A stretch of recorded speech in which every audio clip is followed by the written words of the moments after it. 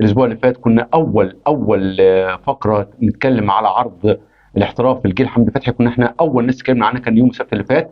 فعلا احنا انفردنا بالكلام ده. يمكن علاء اتكلم في القصه دي وقال كلام كتير، وهو اول واحد ياكد ان ان في حمدي عرض، فتحي في عرض عرض حقيقي عربي كبير لحمدي فتحي. بس احنا بعد ما قلنا الكلام ده يوم السبت فوجئنا ان يوم الاحد، يوم الاثنين والثلاث، كل وسائل الاعلام في مصر وكل البرامج الرياضيه وكل اصدقائنا كله بدا بعد كده فتحت بقى كله وبداوا فتحت يتكلموا. وكله بيتكلم بقى انفرادات ان ده جاله عرض، ده جاله عرض. لكن احنا هنا في فصل كوره كنا اول من انفرد بالعرض الحقيقي لحمدي فتحي، وقلنا كل التفاصيل بتاعته. والتفاصيل الجديده بقى قبل ما حد يقولها تاني، ان العرض تم رفضه من قبل النادي الاهلي. نخش على النادي الاهلي. طبعا النهارده الحمد لله النادي وعرض قطري صح؟ النادي الوقر القطري عرض كبير قطري. جدا، اعاره بنيه البيع. لكن النادي الاهلي تقريبا يعني وصلوا لاتفاق، اتكلم مع حمدي فتحي في الموضوع ده، وتقريبا تم اغلاق الملف. يعني هل مش عارف بقى، هل زي ما بيقولوا لحد بعد نهايه دوري ابطال افريقيا، وبعد نهايه دوري ابطال افريقيا يفتحوه من اول وجديد، الله اعلم. لكن لحد دلوقتي ما فيش اي جديد خالص ما فيش اي حاجه تقول ان في العرض شغال او ما فيش اي حاجه. طبعا نتكلم الاول عن الاهلي النهارده. النادي الاهلي النهارده بصراحه يعني الاهلي بمن حضر دي بجد يعني دي حقيقه. في النادي الاهلي النهارده شفنا النادي الاهلي كلنا كنا قلقانين عليه، 7 من العناصر الاساسيه للنادي الاهلي ما كانوش موجودين، وقلنا يبقى الظروف بقى هتخلي النادي الاهلي النهارده ممكن يتعثر، حتى لو يتعادل حتى لو تعادل ما كانش المفروض ان النادي الاهلي يزعل. لكن فوجئنا ان النادي الاهلي زي القطر بيكسب النهارده، ومش بيكسب كمان بصعوبه، لا بيكسب كمان بسهوله. اقل يعني باقل الامكانيات يعني فوز 2-0. يعني انا كنت اتوقع ان فيها تبقى فيه هيوجد منافسه من طلائع الجيش لا، لا، المهدد بالهبوط، لكن المباراه كانت اسهل بكتير من المتوقعات. كمان الاهلي خلاص كده يعني عايز اقول النهارده اداء الاهلي اداء تجاري بقى. يعني الماتش بسيط وسهل والدنيا سهله. قدر يحرز هدفه الاولاني قفشه بشكل جيد. يمكن الشوط الاول كان الاداء بطيء بعض الشيء، لكن الشوط الثاني الاهلي زود السرعات. هدف قفشه بدري اللي جه بدري فتح المباراه. السرعات كانت اكتر. الاهلي كان تقريبا في ثلث ملعب طلائع الجيش. فبالتالي المباراه انا شايف هو اداء تجاري لكن يتناسب مع المرحله دي. انا وجهه نظري. بالنسبه للبطوله العربيه يا عمرو دلوقتي، هل حديث الزمالك عن القيد ده، هل ده ممكن يعني حد يفهمه ان ده مبررات انسحاب او دواعي انسحاب؟ ليه دواعي انسحاب؟ ما يعني ان هو الكلام ان ازمه اولا القيد الزمالك ما اتكلمش عن القيد. ليه؟ اللي اتكلم عن القيد ناس بعيد عن الزمالك، مش الزمالك. ازاي يعني؟ في تصريح رسمي للزمالك في الموضوع بفتح القيد؟ لا. طب يبقى مش طب وقناه الزمالك دي مش بتتكلم باسم النادي؟ يا باشا لا. ازاي يا عمرو؟ قناه الزمالك ايوه تتكلم باسم النادي، بس احنا بكلمك هل النادي طلع بيان ولا طلع زيكم كده بتوع البيانات؟ ملوك البيانات طلعتوا بيان. طلع بيان الزمالك قال فيه ان احنا ما حدش قال حاجه. اللي يعني بشكره جدا ان دخل في الموضوع ودخل على الخط واتكلم، وانا شايف انه يعني اداء محترم منه. ثروت سويلم اللي هو ثروت سويلم عضو الرابطه، الراجل قال لك الراجل ده والله العظيم انا والله العظيم مع احترام الشديد، راجل اهلاوي بس راجل اخونا بيتكلم بامانه يعني. بس العميد ثروت سويلم بصراحه يعني الراجل ده احنا بنكل له كل التقدير واحترام، راجل اخونا. لكن الراجل ده بصراحه ليه شويه تصريحات خالده. لما قال لك الزمالك عايز ياخد بطوله، صرت مستشار العظيم راح ياخد بطوله، راح الزمالك خد بطوله، والمره دي يقول لك لا بس المفروض ما كانش يقول هذا التصريح. يعني لا ما كانش هو لما عايز لا بص يا عمرو، لما يجي يا اخي لا يا عمرو بص يا عمرو، انا بتكلم بجد والله العظيم. لما يجي مسؤول يقول ان مفيش ازمه في موضوع نادي الزمالك ده، يكون بناء على تشاور مع اتحاد الكوره. هو كده بيحط اتحاد الكوره في خانه اليك، صح ولا يا عمرو؟ اكيد. لما انا اقول تصريح ويجي وده هيكون عكس توجه اتحاد الكوره، يبقى كده انت كده حط. طب انت مش عارف ايه توجه اتحاد الكوره؟ ما فيش اي تصريح خالص من اتحاد الكوره. طب يمكن دي البدايه، انت هتعرف منين؟ طب وليه؟ تعرف منين هيحصل ايه؟ ما تعرفش. طب مش لما الموضوع يفتح اصلا؟ ما الموضوع ما فتحش اصلا، مش الزمالك ما فتحوش. ما انت قلت الزمالك ما فتحش الموضوع يعني. لا انا شخصيا اتكلمت في الموضوع وطلبت ان اتحاد الكوره يفتح القيد مبكر، لان الزمالك لا يمثل نفسه، بيمثل مصر. ولا بلاش الزمالك يمثل مصر، ولا انتوا بس لا طبعا تمثل مصر. عايزين نعرف بس عايز بس افكركم بس بحاجه يا عمرو يعني. وخليك معايا يا ميدو ركز معايا يا ميدو. سنه 2004 النادي الاهلي كان بيشارك في بطوله عربيه، فاكر؟ وكان فيها الاهلي والزمالك مع بعض وبتاع وكده. جه وقتها المنتخب الوطني خد 8 لاعبين من النادي الاهلي. تمام. وكان في النادي الاهلي تعاقد مع بعض اللاعبين بعد فتره القيد. والاهلي كان عايز يأيد محمد ابو تريكه وحسن مصطفى. والنادي الاهلي قدم طلب للاتحاد المصري ان هو يأيد الاثنين لعيبه دول عشان يستكمل بيهم البطوله العربيه، لان في 8 لعيبه من عندهم مشاركين مع المنتخب الوطني، وكان وقتها اصابه وما رضوش يأيدوهم والاهلي انسحب. والاهلي انسحب. ليه اتحاد الكوره بقى ما ايدش النادي الاهلي وقتها؟ ما هو فيش في 2004 ما اعرف ليه مش في 2004 كان مين رئيس اتحاد الكوره وكان مين اعضاء مجلس الاداره؟ اكيد كان المرحوم سمير. مش فاكر مين كان ساعتها في 2004 بصراحه، مش اكيد سمير زاهر صح؟ مش متذكر، ممكن يكون ممكن بس مش الاهلي ما كانش بيشارك وقتها، والنادي الاهلي وقتها يا جماعه سحب. النادي الاهلي كان عنده 2 لعيبه بس عايز يأيدهم، كان عايز يأيد، كان متعاقد مع محمد ابو تريكه وكان متعاقد مع حسن مصطفى. ووقتها المنتخب الاول خد 8 لاعبين من النادي الاهلي، وكان في احمد بلال جات له اصابه، فالنادي الاهلي قال لك نستبدل القائمه وبتاع، لكن الاتحاد المصري رفض سنتها وما رضيش يلعب. خلاص يا عم الاهلي قدم طلب بتاعه. طيب الاهلي مش كان بيمثل مصر وقتها؟ بيمثل مصر. طب ليه ما الاتحاد الكوره وقتها؟ لا انا عايز اسالك سؤال، احنا عايزين نتفق الاول عشان نبقى واضحين. الاهلي والزمالك لما بيلعبوا في افريقيا ولا في اي مكان بيمثلوا مصر ولا بيمثلوا نفسهم؟ عشان مره نقول بيمثلوا نفسهم، مره نقول بيمثلوا. انت وجهه نظرك ايه؟ انتوا اللي انتوا عايزينه احنا هنمشيه، اللي انتوا هتقولوا عليه احنا هنمشي وراه. انا بصراحه شايف انتوا بتقولوا بيمثل مصر هنمشي وراه. انا بصراحه شايف ان اي نادي بيلعب باسم بلد يعني بيبقى بيمثل بلديه. بصراحه انا بحب كده، وانا بحب كده يا عمرو بصراحه. يعني المهم معيار واحد. يعني الزمالك انا شايف ان الاهلي والزمالك بيمثلوا نفسهم. انا ليش يا عمرو؟ انا بالنسبه لي بيمثلوا يعني هقول لك يا عمرو لما لكن طالما انتوا شايفين كده نمشي على ده. لا يا عمرو، يعني اقول لك على حاجه، لما فرقه من عندنا تلعب كاس عالم بجد، يعني هنتكلم بجد بقى سواء من التحفيل، لما اهلي او زمالك يلعبوا كاس عالم، يد، طايره، سله، اي لعبه ما، مش احنا بنكون فخورين وبنقول ان ده بيمثلنا؟ يعني انا اعتقد بيمثل نفسه في النهايه. ماشي يا عمرو، يعني في النهايه الزمالك بيمثل نفسه. ماشي بس بيتكتب ايه؟ يعني بيتكتب مثلا، يعني انت عارف الزمالك بيتكتب اختصار يعني زاد ايه ايجيبت بعد كده ايجيبت مثلا. مين اللي هيحرس مرمى الاهلي في نهائي افريقيا؟ لان ده سؤال مهم جدا، والناس كتير متخوفه وحاسه ان ممكن مصطفى شوبير هو اللي يلعب، وبالتالي كابتن شوبير طلع قال حاجه زي كده. هو بيقول يعني احتمال، لكن انا بقول لك قولا واحدا الشناوي حارس الاهلي في نهائي دوري ابطال افريقيا. خدوها مني وحاسبونا عليها. ده سبق ده. محمد الشناوي حارس الاهلي في نهائي دوري ابطال افريقيا. وعايز اقول لكم يعني ويعني انا واثق بنسبه تزيد عن 90% ان محمد الشناوي يكون موجود، وحتى لو مش محمد الشناوي يكون موجود، وانا بقول لكم باكد لكم محمد الشناوي يكون موجود. احنا مالناش دعوه. انا بقول لكم احنا كلنا موجود يا مش موجود. انا عايز اقول لكم يا اخوانا، الاهلي 13 مباراه متتاليه لم يدخل فيه اي هدف. امسكوا الخشب يا حبايب بجد. محمد الشناوي، علي لطفي، احمد شوبير، 13 مباراه. مصطفى شوبير ما ابن رز عوام طبعا. ف 13 مباراه الاهلي ما دخلش فيها هدف، يمسك الخشب. يعني ان شاء الله باذن الله انا بقول لكم اهو من دلوقتي اهو، محمد الشناوي يكون حارس مرمى النادي الاهلي في نهائي دوري ابطال افريقيا. بمناسبه نهائي دوري ابطال الشناوي اتجوز صح؟ كل التوفيق للشناوي، حارس كبير وحارس محترم.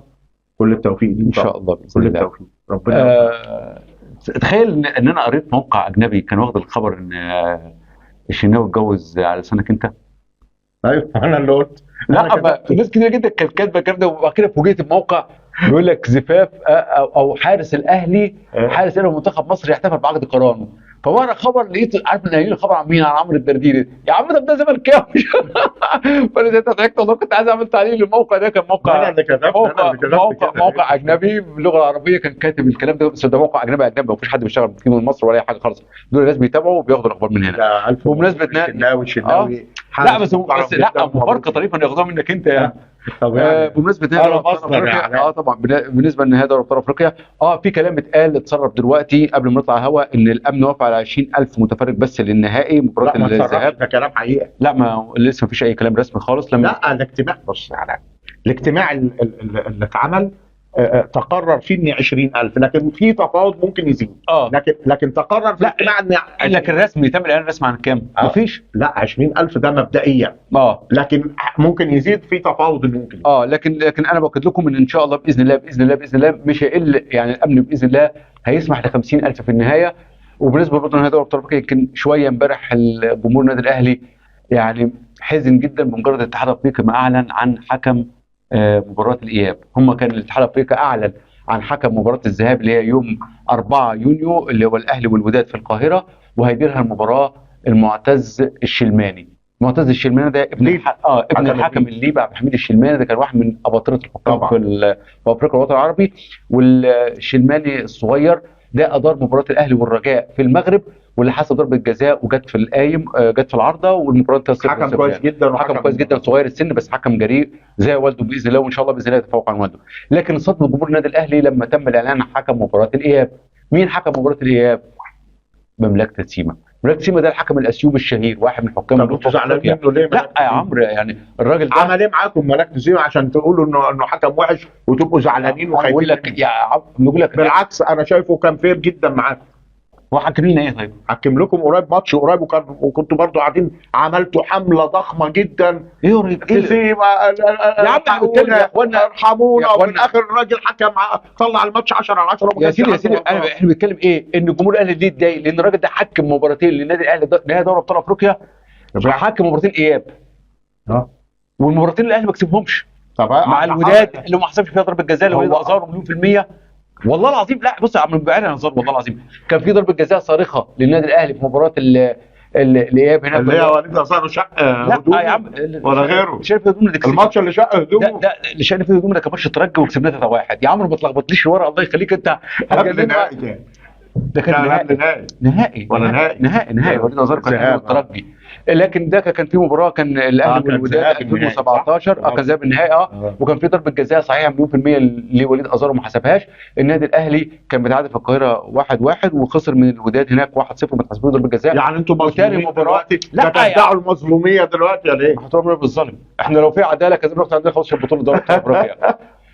فدي يمكن شويه، يعني شويه الناس متضايقه شويه، يعني انا كنت اتمنى يعكسوها. طب حتى يعكسوها يجيبوا مملكه سيما هنا مثلا مباراه الذهاب، وبلاش مباراه الاياب، اصل الحكام مباراه الاياب النهائي عايز اكثر خبره. ماشي يا عمرو، بس دي مباراه بقى جمهور. مملكه سيما اكثر خبره من الحكم الليبي. ما كان يكون لنا جمهور طيب شاف يعني انا بصراحه كنت اتمنى واحد غير مملكه سيما على الاقل عشان خاطر حتى الضغوط والكلام ده كله. بس هو حكم طبعا، انا شايف انه حكام النخبه، بس مش موفق ابدا مع النادي الاهلي بصراحه. انا شايفه حكم كويس، هو حكم كتير الاهلي. موضوع ان تكسب او تخسر ده موضوع يعني ملوش علاقه ان الحكم المباراه النهائيه عمرو على تكه، يعني المباراه النهائيه دي يعني لو ضربه ركنيه ما اتحسبتش ممكن تفرق معاك. يعني انت عارف ضربه ركنيه ما اتحسبتش وتتعامل هاج عليك من زي نهائي القرن كده لما كان لينا بيلن وما اتحسبش. كان لكم بيلن؟ ما كانش لينا بيلن. كنتوا تلعبوا معانا في نهائي القرن؟ ايه يا عم، في ايه يا عم؟ ده لينا بيلن شرعي ما اتحسبش. الله الشرعي. قول لي علي معلول اخباره ايه؟ انا سمعت ان علي معلول عنده مشكله مع النادي الاهلي. هي مش مشكله يعني، لكن بوادر مشكله.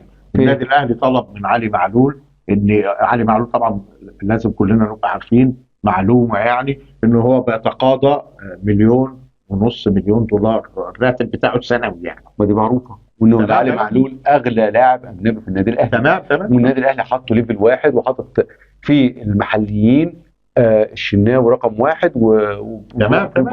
ايه بقى المشكله؟ المشكله ان الاهلي طلب من علي معلول ان الفلوس بتاعته ياخدها بالجنيه المصري عشان الازمه اللي في الدولار.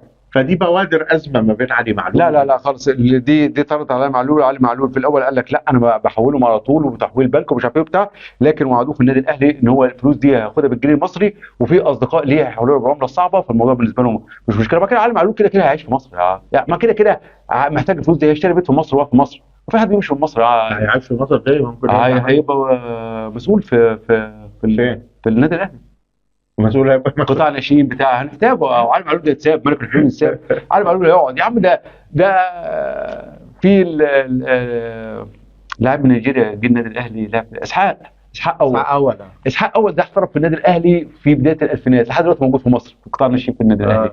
فعلي معلول هيستمر ومفيش ازمه خالص في موضوع الدولارات، وكده حتى لو محتاج دولارات عمرو معاه، يعني ما احنا ما بنقلقش موضوع الدولارات دي والاهلي كده. فانا شايف ان احنا يكون عندنا سياسه واحده بس. يعني بس انا وجهه نظري الشخصيه بيمثلوا نفسهم ليه؟ تمام. لان ما تقوليش ان الاهلي لما يجي يرفع الكاس وعلي معلول يبقى كابتن الاهلي مثلا، تقول لي علي معلول ما بيمثل مصر. كان في سنه حميده كانت بتتعمل زمان في مباراه الاهلي والزمالك الافريقيه، فاكرها؟ ايه اللي كانت بتعزم السلاف الوطني، فاكر؟ يعني زمان يا اخوانا اللي ما يحضرش يعني مش عارف بتوع ما تروحوش، لكن اكيد طبعا في بعض منكم يقطع. وكان دايما قبل مباراه الاهلي والزمالك والمقاولين العرب في افريقيا كان دايما تنزل الموسيقات العسكريه وتعزف للجماهير وتعزف السلام الوطني قبل بدايه المباراه يعني. فدي من وقتها واحنا كنا بناخد انطباع ان ده بيمثل مصر وعلم مصر بيترفع وعلم انا يعني انا ما عنديش مشكله في الموضوع، عايزينه يمثل مصر يمثل مصر، مش عايزينه بس انا وجهه نظري الشخصيه ان الاهلي بيمثل نفسه والزمالك بيمثل نفسه. انا وجهه نظري الشخصيه تمام. وتبقى في معايير ثابته للتعامل انا بتفق معاك بصراحه للجميع. بص يا عمرو انا كنت لكن اللي بيمثل مصر انا من وجهه نظري منتخب مصر، المنتخبات الوطنيه. اصل مش معقول اصل مش معقول الاهلي والزمالك في افريقيا الاثنين بيمثلوا مصر يا ما هو احمد بيمثل مصر مثلا يعني. ولا وبعدين مش طب دلوقتي يا عمرو الاهلي والزمالك ما يقدروش يقولوا بنمثل ليه؟ لان عندهم لعيبه محترفين. طب دول بيمثلوا مين؟ طيب يمثل مصر ليه؟ واحد تونسي او واحد مالي او هيمثل مصر ليه؟ وزي محمد صلاح هيقول لك انا ممثل انجلترا، لا مش ممثل انجلترا. طيب دلوقتي يعني ايه موقف الزمالك في البطوله العربيه؟ انتوا يعني هتطلبوا فتح قيد استثنائي؟ ايوه تطلبوا فتح، ما دي قضيه يا عمرو الناس مستنيه دلوقتي. هتعملوا قيد استثنائي، تطلبوا قيد استثنائي يعني. طب وفين الصفقات اصلا قيد استثنائي؟ انتوا ابرمتوا صفقات فعلا يعني؟ هو اتحاد الكوره يفتحوا ويبقى الكوره في ملعب الزمالك، الكوره في ملعب مجلس الاداره، ما ابرمش يبقى دي مشكله مجلس الاداره. انت فاهم يعني؟ احنا لو خدنا بمعيار ان خلاص الزمالك بيمثل مصر في البطوله العربيه والاهلي بيمثل مصر في لو هذا المعيار يعني مصر ولا لا ولا بيمثل نفسه. انا رايي والله رايي الواضح ان كل واحد بيمثل نفسه. لكن اما ان الناس بتتكلم على ان الاهلي ممثل مصر في افريقيا، خلاص الزمالك ممثل مصر في البطوله العربيه، افتحوا له القيد. خلاص. لكن بس مساله فتح القيد بس يبقى المطلوب المعيار واحد. لا يبقى برضه ممكن نظر كده عمرو، ما نجيش نحط كلمه بيمثل مصر في البطوله العربيه ونحط مصر دي في عنوان عشان لا انتوا بداتوها فاحنا ماشيين وراكم. لكن لو احنا سحبنا خلاص انا رايي الشخصي بقول لك ان لا الاهلي بيمثل مصر ولا الزمالك بيمثل مصر، بيمثل نفسه. ده عادي جدا. ليفربول بيمثل نفسه ومحمد صلاح لما يكسب مع ليفربول هيقول لك انا اصلي مثلت انجلترا وانجلترا كسبت وتحيا انجلترا. مش هتقال كده. ملهاش علاقه هو بيمثل ليفربول. يعني دي وجهه نظر قد تحتمل الصواب وقد تحتمل. طب فنان يا عمرو، فنان سيبك من القيد ومش الكلام ده كله، ده موال هنخش فيه. القيد موضوع مهم جدا عشان برضو نقفله. لا الزمالك هل في صفقات فعلا يعني قريبه؟ لك اهو القيد موضوع مهم جدا لنادي الزمالك. فرقه الزمالك الحاليه محتاجه تدعيم. لو الفرقه دي لعبت في البطوله دوري ابطال العرب الجديده دي بمسماها الجديد، انا شايف ان الزمالك هيكون اداؤه سيء جدا. ايه رايك في هروب المصارع احمد ممدوح؟ انت ايه شايف الموضوع ده ازاي ومين الغلطان فيه؟ انا بص مين سبب الازمه؟ يعني انا شفت الازمه. طبعا الازمه انا تابعت كل تفاصيلها، لكن فوجئت بتصريح للدكتور اشرف صبحي وزير الشباب والرياضه بيقول ان الفاعل معروف وده واحد مقيم في فرنسا. انا كنت بتمنى من ان معالي الوزير انه لما يطلع بتصريح زي ده بيقول ان هو كوزير يعرف مين اللي بيحرض اللاعبين للهروب، وده واحد مقيم في فرنسا. ما اعرفش، هو ما قالش مصري ولا مش مصري، ما قالش، هو قال لك واحد مقيم في فرنسا. كنت اتمنى من معالي الوزير يكشف لنا عن هذا الشخص على الاقل خالص. كل الرياضيين في مصر يبقوا عارفين مين الشخص ده ويتم حظر التعامل معاه اعلاميا، على الاقل اعلاميا يتم عدم التعامل معاه. نوعي الاتحادات الرياضيه، توعي ابطالها ان الشخص ده ما حدش يتعامل معاه، علشان خاطر ده شخص مغرض وشخص بيحرض لعيبه منتخب مصر على الهروب. كنت اتمنى مع الوزير مع الوزير فنت شويه ما يتم صرفه، وان هو الولد كان ليه 14000 جنيه وكان ليه مديونات. انا اعرف كويس ان هو الولد كان عايز ياخد استغنى من ناديه، والاستغنى ده كان ب 13000 جنيه وخد سلفه وبتاع كده. لكن اللي عايز اقوله يعني النقطه رجال الاعمال اللي هم نجيب سويرس والناس دي كلها اللي هم فجاه يعني ظهروا في الصوره وقال لك ارجع يا ابني واحنا هنرعاك وبتاع كده. طب انتوا ليه ما تروحوش الموجودين حاليا؟ يعني انتوا في 100 بطل اولمبي موجودين هنا. ساويرس بيتهكم مش لا كان بيتكلم بجد. لا خالص. لا ارجع يا ابني لا خالص. لا ايوه حل المشاكل هيرعاه. لكن انا عايز اقول بس الناس ارجوكم يعني رجال الاعمال ما تستغلوش الفرصه دي بس للمزايدات، لو عايزين فعلا تروا ابطال في احمد مرتضى، في 50 بطل تاني موجودين يا اخوانا. اللاعب اللي هرب ده في نفس اليوم اللي في بنت مصريه خدت ميداليه ذهبيه وبتاع وكده. طب ما نرى البنت الذهبيه اللي واخده ذهبيه، احنا ليه بنجري ورا لعيب هرب الله اعلم ظروفه ايه؟ لكن اللاعب اتقاضى مرتب. وبعد كده احنا عندنا المشروع فيه 1000 لاعب، يعني انا الارقام اللي سمعتها اللي ما يتم سفره. انت حضرتك قلت ان الوزير قال ان في حد في فرنسا هو اللي بيحرك. ايوه. طب امال ازاي معالي الوزير حول اتحاد المصارعه للنيابه؟ يعني انت لما عارف ان ده السبب اتحاد المصارعه ذنبه مثلا، يعني تخاذل في الاجراءات ممكن، يعني لا في حاجه يعني الموضوع محتاج تحقيق ومحتاج شفافيه. اولا في مشكله خطيره جدا. ازاي جواز سفر لاعب يبقى معاه؟ دي مشكله خطيره. ازاي يبقى يعني في سفريات اداري ازاي ساب له وبعد كده ده لو هو الولد خارج بره يشتري حاجه في تونس او بتاع مثلا والجواز وقع منه، دي مشكله حقيقيه. يعني ممكن بس يكون مسافر بعدها بساعتين، اللاعب ده ممكن يقعد عقبال ما يقول له جواز سفر بديل يعني. فبالتالي انا شايف ان لابد من محاكمه الاداري المسؤول ده اللي هو ساب جواز سفر مع اللعيب. ودي مشكله ودي انا شايف ان نقطه الازمه هي حكايه هروب اللاعبين، ونكتشف ان كل لعيب يا اما عنده جوازين يا عمرو، يا اما ان جواز سفر حصل عليه من الاداري. بغض النظر يعني هو اللاعب هرب ليه يعني؟ هو اللاعب هرب لانه حاسس بظلم، مش واخد حقه، فده اتحاد اللعبه مسؤول. لابد يعني انا عايز اقول ان الاتحادات الالعاب الفرديه او الالعاب الجماعيه الثانيه بعيد عن كره القدم، الالعاب الشهيده بشكل عام، في مشاكل كتير جدا. يا معالي الوزير ارجوك، في مشاكل في الاتحادات دي كبيره جدا بدليل ان اللعيبه بتهرب.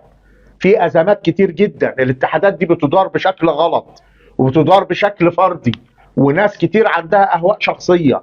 مراجعه الاتحادات، تفتيش دوري على الاتحادات دي. الاتحادات دي مشاكل.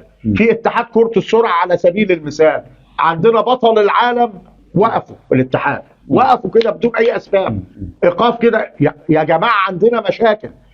معالي الوزير وجهاز الرياضه اللي موجود في مصر وجهاز الوزاره، انزلوا شوفوا الاتحادات دي عندها مشاكل. اسمعوا اللعيبه. انا مش عايزك تسمع الاتحادات، لان الاتحادات هتديك وجهه نظر مالهاش علاقه بوجهه نظر اللعيبه. اسمعوا اللعيبه، لعيبه مصر النجوم الابطال دول اللي بيهربوا، اسمعوهم ايه المشكله بالظبط.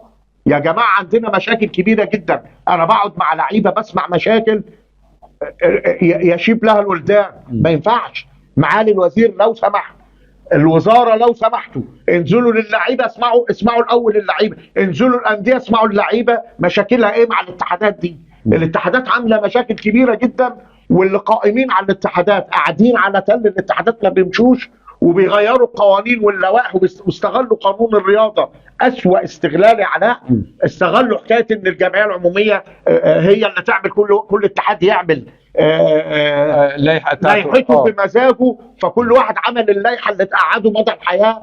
لا، عندنا مشاكل في الرياضه. اين اللجنه الاولمبيه؟ اين وزاره الرياضه؟ التحرك. اسمعوا اللعيبه لو سمحتوا، لان اللعيبه عندها مشاكل كبيره جدا. انا بسمع مشاكل كتير جدا، واللي عايز يجي يسمع يجي لي وانا اسمعه مشاكل، وقعدوا مع لعيبه في جميع الالعاب مشاكلها كتير جدا. ظاهره هروب الرياضيين من مصر هتهرب تاني بسبب ده. انتشر بشكل كبير جدا، ولازم يكون في وقفه بجد يعني مش عارف الوقفه تكون ازاي، الله اعلم. لكن طبعا زي ما انا بقول لك علاء، انزل الوزاره واللجنه الاولمبيه ينزلوا يقابلوا اللعيبه، يقعدوا مع اللعيبه، يحضروا التمرينات، ينزلوا فجاه الانديه يحضروا التمرين وشوف ايه المشاكل. روحوا المنتخبات الوطنيه واقعدوا مع اللعيبه وشوفوا، اقعدوا واسمعوا اللعيبه. ما بيسمعوش اللعيبه. اللعيبه دي بتهرب فجاه ليه؟ لان في ظلم بيتعرضوا له من الاتحادات دي، والاتحادات دي سايباهم ولا بترعى حد، بيرعوا مصالحهم.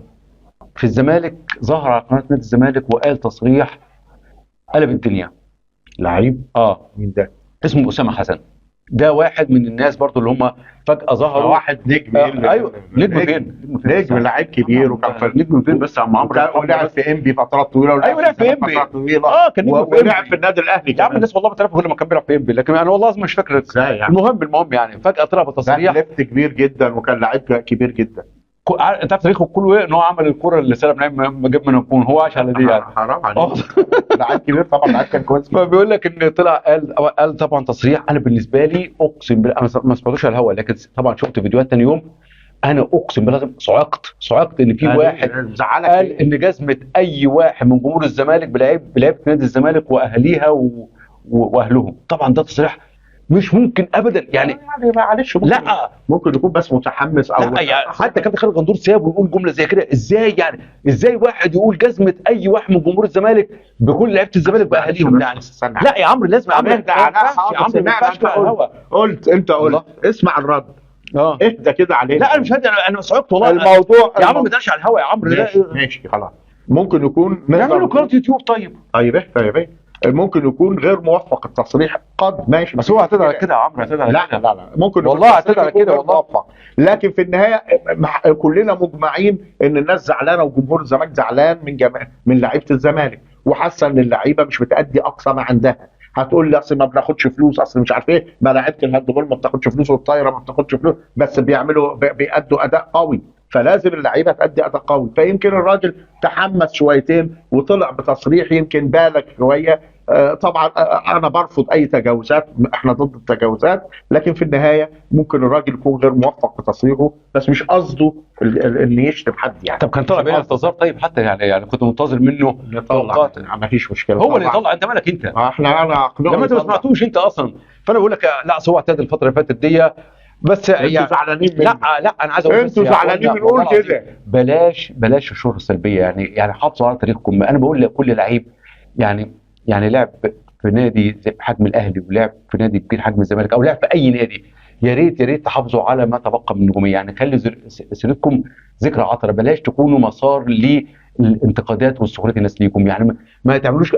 انا بصراحه هوجه اللعيبه القدامى دول اللي هم عايزين يظهروا باي شكل من الاشكال، فبيطلعوا بتصريحات ده اللي يقول لك احلق شعر زلبطه لو مش عارف الاهلي خسر، هذبح عجل لو ابويا مش عارف طلع امي. لا الحاجات دي خلاص بقى يعني بجد يا عمرو، يعني حاجات بقت مستفزه. طب ايه رايك في تصريحات احمد بلال في قناه الاهلي؟ مسيئه طبعا، غلط طبعا. انا ضد اي لاعب خالص يعني، وخاصه على قنوات رسميه. اي لاعب عايز يعيش الدور ويلم فلوس يعمل قناه يوتيوب. يعني محمد عبد الله على اسامه حسن على رضا عبد العالي الجماعه دول يعملوا قناه على اليوتيوب. والله طب انا عايز اسالك طب ايه رايك في تصريحات المهندس خالد مرتجي؟ برضو لا بصراحه لا، ما انا زعلت منها بصراحه. زعلت يعني واحد بقيمه المهندس خالد مرتجي. لا عايزين يعني نضبط الفتره الجايه، يعني اتمنى والله يعني مصر اهم من اي حاجه، فعايزين نضبط القصه. اهلي زمالك اهلي يا جماعه، في النهايه المنافسه في الملعب، لكن بعد كده الناس لازم تبقى اخوات واصحاب واصدقاء زي ما احنا كلنا. على فكره نص لعيبه الاهلي والزمالك اصحاب ونص المسؤولين اصحاب يعني، فبالتالي لازم الناس تبقى فاهمه ده يا جماعه والله يعني ونخف شويه موضوع التعصب ده. انا بصراحه يعني كمان شايف ان دور المجلس الاعلام بصراحه تراجع بشكل كبير جدا. مش معقوله في حجم الفوضى دي اللي احنا عايشينها دي، والتصريحات اللي هنا تصريحات كده الناس اللي انتشرت بقت حاجه ممله يعني كده النسا ده كان مسلسل بطوله فيفا عبده واسماعيل خشاب، دلوقتي بطوله لعيبه كره قدم رجاله. يعني عيب لما يكون رجاله تشغل موضوع كده الناس. والله يا عمرو يعني لازم هو مش خرج علينا الوزير من حوالي شهر او شهر ونص من فتره بلايحه كده، لكن اللي هيغلط هيحصل وبتاع. من بعد ما نزل البيان ده اعتقد الدنيا زادت اكتر. عارف ليه يا عمرو؟ لو تاني يوم على طول خد قرار وخد حساب. لو حساب تاني يوم يا اخوانا، وبلاش تسيبكم من لجنه التحقيق والكلام اللهبل ده يا اخوانا. قرار على طول منع فلان من الظهور في وسائل لمده سنه. لعيب كوره سابق وقال تصريح مهين ده يتم استبعاده من اي نشاط كروي لمده 3-4 سنين. هو ده النظام كله هيلم لسانه بعد كده. لكن ده لا حين وده يروح لا حين. لا يا اخوانا ما ينفعش بصراحه. يعني انا شايف ان بصراحه القوانين اللي بتتعمل دي، مش قوانين قصدي، البيانات اللي بتتعمل دي والبتاع دي ولا ليها اي لازمه ولا بتاع. احنا يوم ما هنطبقها وهنقول ايقاف اللاعب فلان لظهوره على قناه كذا وقال تصريح مسيء للاهلي او مسيء للزمالك تم ايقافه لمده سنه، والله العظيم ثاني يوم ما حد يقدر يتكلم اي كلمه. صح. وجردولي بيسلم رضا عبد العال.